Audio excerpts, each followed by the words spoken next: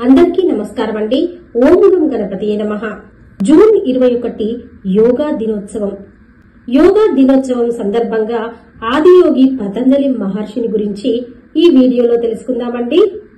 మన తత్వ గ్రంథాల్లో పతంజలి అక్షరబద్ధం చేసిన యోగ సూత్రాలు భగవద్గీతతో సమానమైన ఖ్యాతిని పొందాయండి. యోగ పితామహుడిగా ప్రసిద్ధుడైన ఆయనను ఆదిశేషుడి అవతారంగా మనం చెప్పుకుంటాము. ఆ మునీశ్వరుడు యోగ సూత్రాలతో పాటుగా ఆయుర్వేద వైద్య గ్రంథం కూడా రచించాడు. శ్రీ మహావిష్ణువు అనుచర గణంలో ముఖ్యుడు. ఆయన శయనించే ఆదిశేషుడు. స్వామి ఎప్పుడు అవతారం దాల్చినా ఆ సేవకుడు ఆయనను అనుసరిస్తూ వస్తాడు.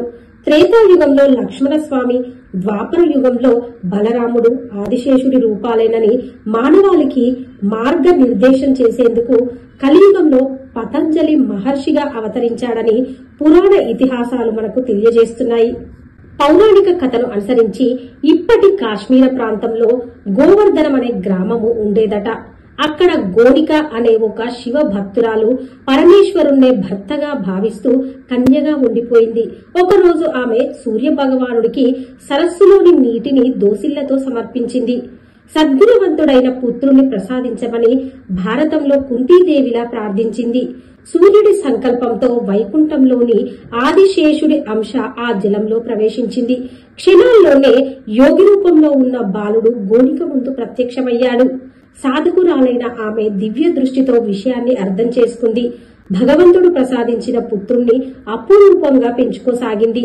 మహిమాన్వితుడైన ఆ బాలుణ్ణి అందరూ గౌరవిస్తూ అంజలి ఘటించేవారు. అలా అతనికి పతంజలి అనే పేరు స్థిరపడింది. పతంజలి తల్లికి సేవ చేస్తూ ఆమె మార్గాన్ని అనుసరించి శివుణ్ణి పూజించేవాడు.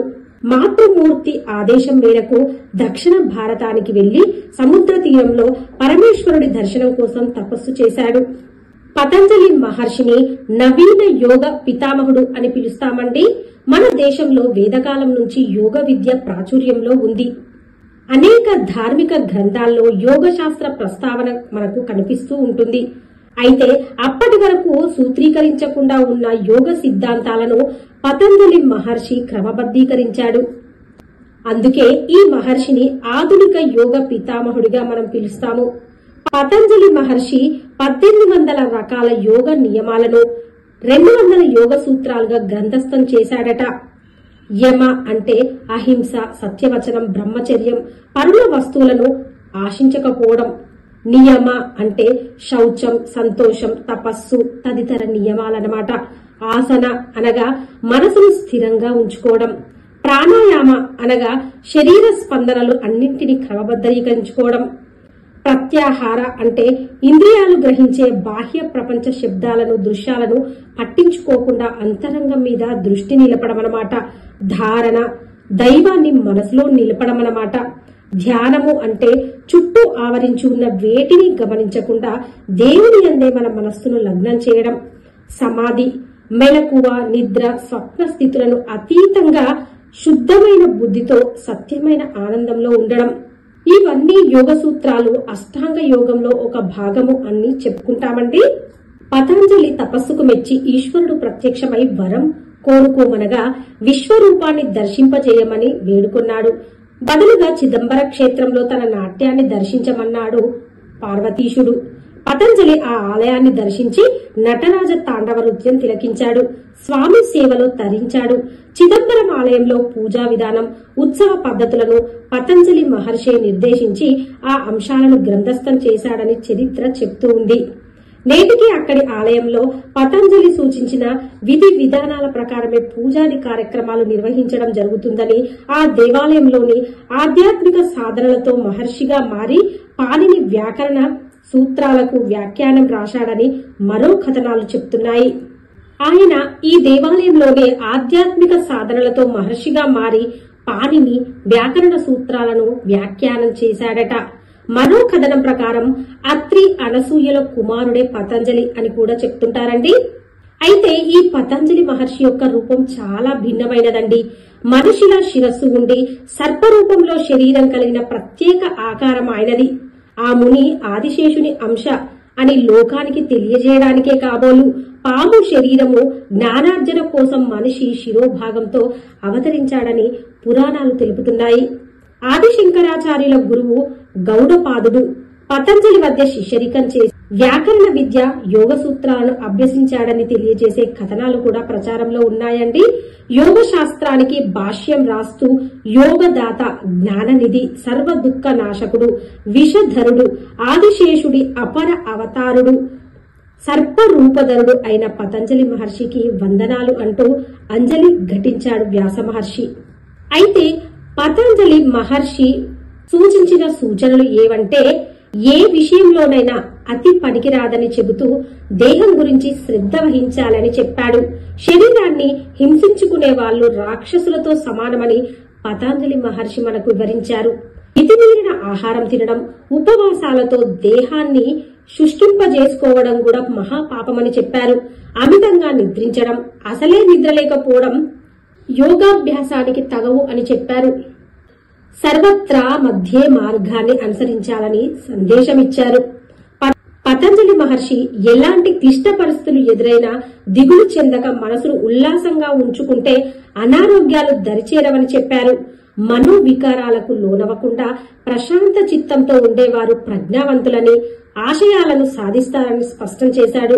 ముఖ్యంగా మనసును ఈ శరీర దృష్టి నుంచి లోతుగా తీసుకెళ్లి ఆత్మసిద్ధికి ప్రయత్నించడమే యోగ సాధనని కూడా పతంజలి మహర్షి మనకు వివరించారండి.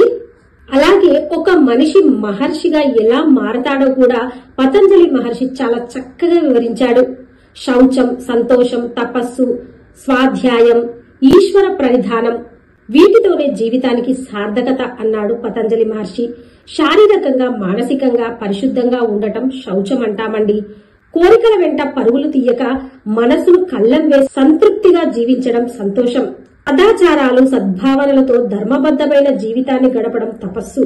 అంతరంగాన్ని అధ్యయనం చేసుకుంటూ తన ఉద్ధరణకు తోడ్పడే జ్ఞానాన్ని ఆర్జించడం స్వాధ్యాయం.